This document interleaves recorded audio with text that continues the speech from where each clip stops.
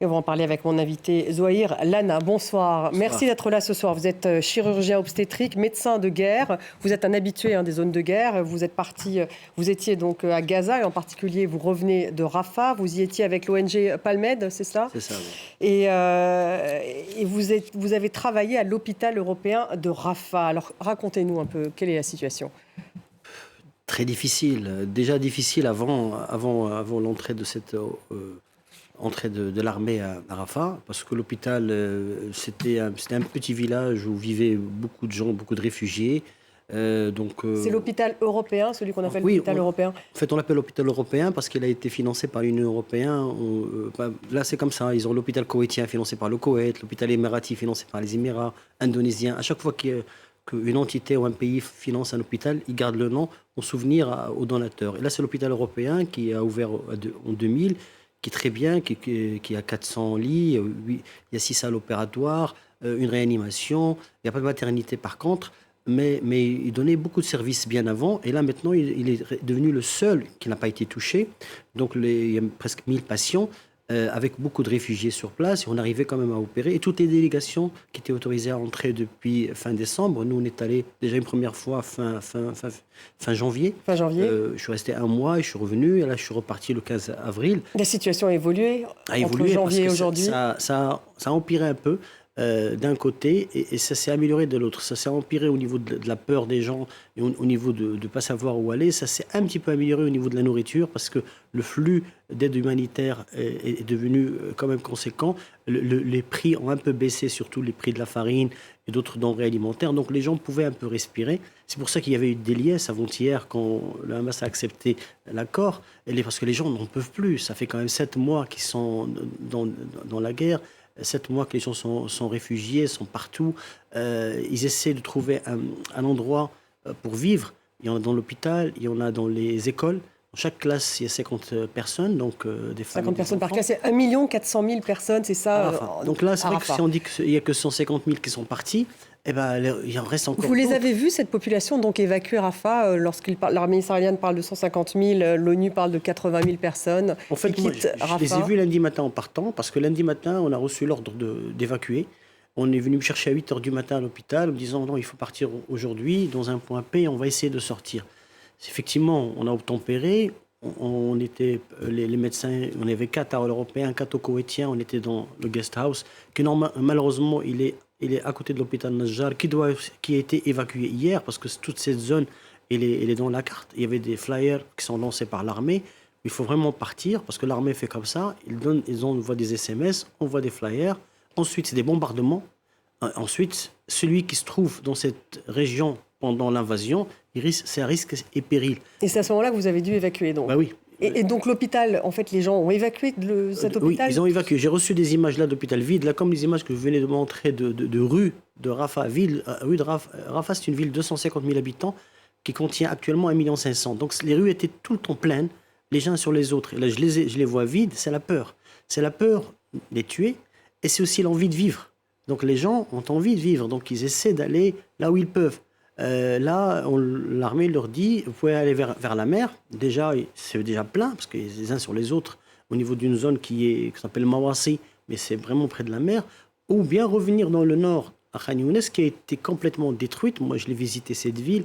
On dirait Berlin, après la Deuxième Guerre mondiale, il n'y a plus un immeuble qui tient sur des kilomètres. Et comment est-ce que vous travaillez dans l'hôpital, justement, juste avant l'évacuation? À l'hôpital, on travaillait correctement, parce qu'en fait, on avait pu, pendant 2 mois, que les aides entraient, on avait les médicaments, on avait ce qu'il fallait, on avait des équipes qui venaient en renfort, on était même 4 ONG en même temps à l'hôpital, et même des fois, on est même un peu trop, parce que les gens viennent et qu'il y a un seul endroit qui est valable. Il ne reste plus que cet hôpital dans la zone. Voilà, enfin, l'hôpital le plus grand, il reste le koweïtien, il reste les Émiratis, mais ils sont petits. Et un hôpital maintenant de l'IRC, c'est International Medical Corps, c'est une ONG américaine qui maintenant, ça c'est un mauvais signe, parce qu'avant il était à Rafah à l'ouest, et l'armée lui a demandé de se déplacer vers la mer, et quand il s'est déplacé, moi je savais qu'ils allaient entrer. C'est des signes avant-coureurs. On fait de l'humanitaire depuis longtemps, on connaît un petit peu la géopolitique, et on sait qu'il y a des signes. Et personnellement, j'ai déjà prévu que l'armée va entrer. Beaucoup de gens croyaient que ça se ferait pas. Mais non, mais là, le fait tout d'abord... Et là, cette mise en garde, justement, de Joe Biden, est-ce que vous pensez que ça va avoir un impact, ou Non, moi je pense que c'est une. Joe Biden, il est avec la guerre, il est avec ça, c'est juste des tergiversations, tout ça. C'est l'Amérique qui fait cette guerre. C'est une guerre américaine. C'est une guerre américaine pour des raisons certainement aussi bien humaines que malheureusement économiques. Et que, voilà, et on répète les mêmes choses depuis le début. Et je pense. Donc vous vous attendez à un assaut de l'armée israélienne, un vrai assaut. Ça, c'est juste parce que les élections arrivent aux États-Unis et que Biden fait le cirque. Mais les choses sont réglées. Ils vont y arriver, ils ont les moyens, ils ont le monde derrière eux. Il y a maintenant des voix qui s'élèvent, comme notamment de la France, comme notamment les étudiants. Parce que les étudiants sont d'une schizophrénie. On leur enseigne les droits de l'homme, on leur enseigne toutes les belles choses, toutes les belles valeurs, mais elles ne sont pas applicables pour cela. Il faudrait à un moment donné considérer que les Palestiniens, ce sont des êtres humains. Et si on considère que ce sont des êtres humains, on va pouvoir se comporter avec eux, avec les droits internationaux. C'est comme exactement avec les aborigènes ou avec les Indiens d'Amérique. Une fois qu'on ne les considérait pas comme des êtres humains, on les déshumanise, on peut en faire ce qu'on veut. Et dans quel état était justement la population quand vous étiez sur place? Donc ils ont peur, vous dites, et dans quel état État très mauvais, parce qu'en fait, on avait tous nos collaborateurs qui travaillent avec nous. Les médecins qui travaillent avec moi sont en train de penser à comment vont déplacer leurs familles et les mettre dans des tentes. Vous voyez, un médecin qui avait une maison 3 étages, qui se trouve dans un F2 de 40 mètres carrés à Rafah, ils sont 17 dedans parce qu'il reçoit sa famille. Et là, maintenant, il va dans une tente. Les travailleurs humanitaires aussi voulaient juste qu'on parte pour qu'ils s'occupent eux-mêmes de leur famille, qu'ils doivent quitter le guest house parce qu'ils savent. Enfin, c'est un chaos ce que vous décrivez. C'est le chaos parce qu'en fait, l'armée, ils la connaissent. Et comme on commence bien à connaître l'armée israélienne, elle prévient, après elle avance. Et c'est l'avance. Et que si vous êtes sur le chemin, il n'y a pas de quartier. Donc c'est quand même la peur qui prédomine, hein, c'est ce que vous dites. Est-ce que vous avez pu accoucher? Parce que j'ai vu que vous étiez obstétricien. Oui. Est-ce que vous avez accouché des femmes dans cet hôpital? Oui, en fait moi, dans l'hôpital européen, je fais plutôt des urgences et de la chirurgie générale parce que j'ai déjà de l'expérience. Et après, je vais dans l'hôpital mère-enfant de Rafah, qui lui est situé à l'ouest et que certainement il va fermer un jour ou l'autre parce qu'il contient des bureaux de responsables politiques de Hamas, disons de la santé. Mais dans cette guerre, on ne différencie pas l'entité Qassam qui fait la guerre et l'entité mouvement Hamas qui gère. Parce qu'on tue les policiers, on tue les gens du ministère de l'Intérieur, beaucoup de gens sont morts, même les médecins. Il y a deux semaines, on a reçu la nouvelle de la mort dans la prison du chef de service de l'hôpital, du traumato de l'hôpital Shifa, qui lui est un civil. Donc finalement, il y a un mélange.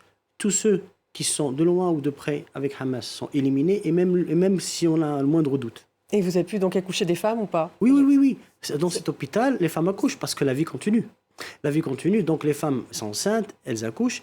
Et si vous voulez, beaucoup de femmes enceintes sont venues à Rafah parce qu'ils pensaient que c'était tranquille. Maintenant que c'est plus tranquille, elles doivent partir. Oui, c'était tranquille jusqu'à maintenant. C'est-à-dire la zone. C'est pour ça qu'il y a 1 400 000 personnes qui s'y sont réfugiées. Ils sont réfugiés parce qu'ils sont les uns sur les autres, mais au moins on bombarde de temps en temps, mais il n'y a pas d'entrée d'armée directe. Là maintenant que l'armée va venir et que les gens savent qu'elle va avancer, parce qu'il n'y a pas question qu'elle n'avance pas. Parce que même s'il y a des pourparlers, donc ils sont en train de se déplacer, soit vers la mer, soit vers le nord. Et j'ai reçu des images de gens qui prennent toutes leurs bric-à-brac sur les voitures, sur le triporteur, sur n'importe quoi pour partir. Parce que... Mais du coup, l'hôpital qui a été évacué, il ne va plus fonctionner du tout? C'est terminé? L'hôpital Najjar a été évacué complètement. L'hôpital européen a été pas encore évacué parce que la limite des cartes envoyées par l'armée, c'est la limite de l'hôpital. Mais les gens ont peur, ils partent. Nos collègues médecins sont encore sur place. Mais maintenant, on ne peut plus passer par le nord parce que la route par le sud, la route vers le sud de Salah ad-Din, elle est coupée par l'armée. Si on veut aller, il faut court-circuiter. Il faut aller vers le nord et tourner pour aller. Si vous voulez, si le sud c'est occupé, donc il faut faire le tour. Et c'était la route, en fait, on sort de l'hôpital, c'est la route qui nous emmenait vers le pont de passage de Rafah qui a été envoyé. Moi, je suis sorti lundi à 16h. Le lendemain, à 6h du matin, terminé. Plus personne ne pouvait en sortir. Et l'aide humanitaire, justement, elle ne passe pas en ce moment, c'est terminé? Depuis mardi matin. Vous avez l'air de dire que le Kerem Shalom était ouvert. Non, parce que d'après mes informations, non. Et en fait, maintenant même, il y a 40 médecins étrangers qui sont à l'intérieur et je ne sais pas comment ils vont sortir. À l'intérieur, à Rafah? Oui, non, c'est-à-dire dans la région de Rafah, l'hôpital européen, l'hôpital koweïtien et l'hôpital Al-Aqsa à la région centrale. Et ils vont sortir certainement, mais il va falloir trouver un moyen de les faire passer.